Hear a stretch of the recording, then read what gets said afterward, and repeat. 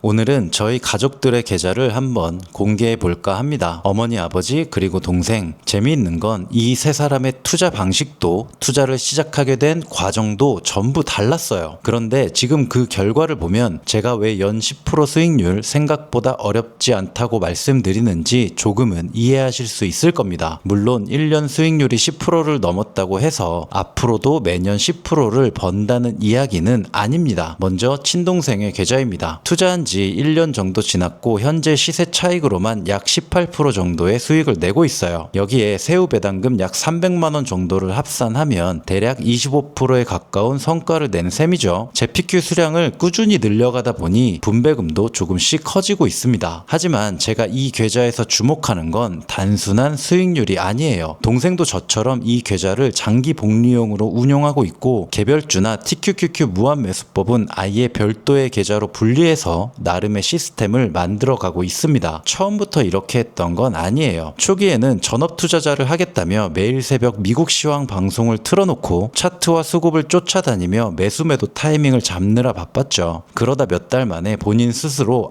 이렇게 해서는 안 되는구나 라고 깨달은 겁니다. 지금은 지수 투자를 중심에 두고 우량주를 묵묵히 모아가고 있더라고요. 저는 이 변화가 굉장히 중요하다고 보고 있어요. 투자를 오래 할수록 내가 뭘 더 알아야 하는지가 아니라 내가 뭘 안 해도 되는지를 알아가는 것. 저는 이게 진짜 투자 실력이라고 생각합니다. 최근에는 원화채굴을 열심히 해보겠다며 엽기 떡볶이에 들어가 구슬땀을 흘리며 일을 배우고 있어요. 다음은 어머니 계좌입니다. 올해 초 어머니의 여윳돈 2천만 원 남짓을 제PQ에 넣어드렸어요. 원래는 달마다 소소하게 용돈처럼 쓰시라고 세팅해 드린 거였죠. 하지만 예상했던 대로 들어오는 배당금을 단 한 푼도 쓰지 않고 전액 재투자하고 계시더라고요. 2월부터 분배금이 나오기 시작해 지금까지 세후 약 116만 원 정도가 들어왔습니다. 원금 대비로 보면 약 5%대 수준이죠. 아직 1년이 채 되지 않았기 때문에 이 속도가 유지된다고 단순 가정하면 1년 기준으로 10%에 근접하는 수준이 될 겁니다. 물론 앞으로의 주가를 예측할 수 없고 분배금 또한 같은 금액이 나온다는 보장은 없죠. 하지만 예전에는 어머니가 가지고 있던 돈이 그냥 통장에 있었어요. 그런데 지금은 그 돈이 매달 현금 흐름을 만들어내고 다시 자산으로 들어가는 경험을 하고 계십니다. 내 돈도 일할 수 있다는 걸 직접 경험하는 것. 저는 초보 투자자에게 이 경험이 굉장히 중요하다고 생각합니다. 마지막으로 아버지 계좌. 이 계좌도 운용한 지 딱 1년 정도 되었습니다. 누군가의 욕망의 손가락이 짙게 다녀간 흔적인 BITU는 잠시 빼놓을게요. 비트코인이 반등하고 있으니 이 녀석은 조금 더 지켜보겠습니다. 제PQ만 떼어놓고 보면 아버지 계좌의 수익률이 가장 좋습니다. 원금 3,740만 원에서 시세 차익과 배당금을 합쳐 약 813만 원 수익, 비율로는 약 21%에 달합니다. 사실 이 계좌에는 재미있는 비하인드가 있어요. 예전에 아버지께 커버드콜이라는 상품을 설명하며 연 10% 정도의 분배금을 받으면서 꽤나 안정적으로 운영할 수 있다고 말씀드렸더니 세상에 그런 게 어디 있냐, 사기 아니냐며 불신하셨습니다.